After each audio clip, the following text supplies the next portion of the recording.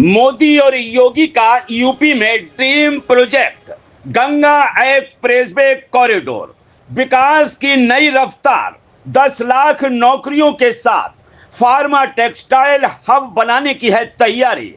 करीब 47,000 करोड़ के निवेश प्रस्ताव मिले हैं। मेरठ संभल बनेंगे इंडस्ट्रियल हब। 12 औद्योगिक नोड से बदलेगी प्रदेश की आर्थिक तस्वीर। 987 निवेश के प्रस्ताव अब तक प्राप्त हो चुके हैं। उत्तर प्रदेश में विकास की दिशा अब एक नई करवट लेती नजर आ रही है। गंगा एक्सप्रेसवे अब सिर्फ एक सड़क परियोजना नहीं रह गया, बल्कि यह राज्य के लिए आर्थिक क्रांति का आधार बनता जा रहा है। इस महत्वाकांक्षी प्रोजेक्ट के चलते प्रदेश में बड़े पैमाने पर निवेश, रोजगार और औद्योगिक विकास के नए रास्ते खुल रहे। इस परियोजना को लेकर निवेशकों का उत्साह भी साफ नजर आ रहा है।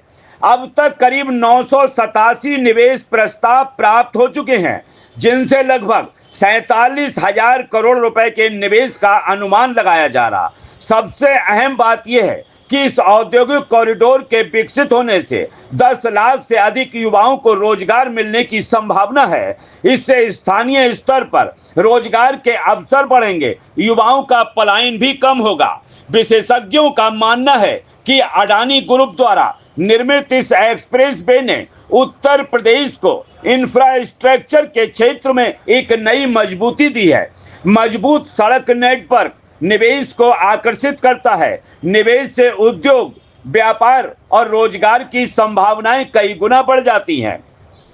गंगा एक्सप्रेसवे कॉरिडोर के तहत pharma park, textile units, plastic moulding industry और बड़े लॉजिस्टिक हब स्थापित करने की योजना बनाई जा रही।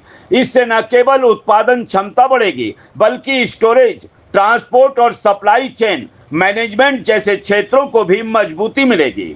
औद्योगिक विकास को गति देने के लिए मेरठ और संभल को प्राथमिकता वाले क्षेत्रों में शामिल किया गया है। मेरठ में 529 एकड़ और संभल में 591 एकड़ भूमि पर बड़े पैमाने पर औद्योगिक इकाइयों की स्थापना की तैयारियां चल रही। आने वाले समय में ये दोनों जिले निवेशकों के लिए प्रमुख इंडस्ट्रियल डेस्टिनेशन बन सकते हैं। इस गंगा एक्सप्रेसवे की सबसे बड़ी ताकत इसकी रणनीतिक कनेक्टिविटी है। ये नोएडा इंटरनेशनल एयरपोर्ट और दिल्ली मुंबई एक्सप्रेसवे से जुड़कर प्रदेश को देश के बड़े बाजारों, बंदरगाहों, एयर कार्गो नेटवर्क से सीधे जोड़ेगा। इससे लॉजिस्टिक लागत में कमी आएगी और उद्योगों की प्रतिस्पर्धात्मक क्षमता बढ़ेगी। करीब 594 किलोमीटर लंबे इस गंगा एक्सप्रेसवे के दोनों ओर 12 औद्योगिक नोड्स विकसित किए जा रहे हैं। इन नोड्स को इंटीग्रेटेड मैन्युफैक्चरिंग और लॉजिस्टिक क्लस्टर के रूप में तैयार किया जाएगा, जहां एक ही स्थान पर फैक्ट्री, वेयरहाउस और सप्लाई चेन से जुड़ी सभी सुविधाएं उपलब्ध होंगी। कुल मिलाकर गंगा एक्सप्रेसवे अब उत्तर प्रदेश को पूरब और पश्चिम के बीच मजबूत कनेक्टिविटी देने के साथ देश की नई इंडस्ट्रियल ग्रोथ स्टोरी का केंद्र बनाने की दिशा में तेजी से आगे बढ़ रहा है।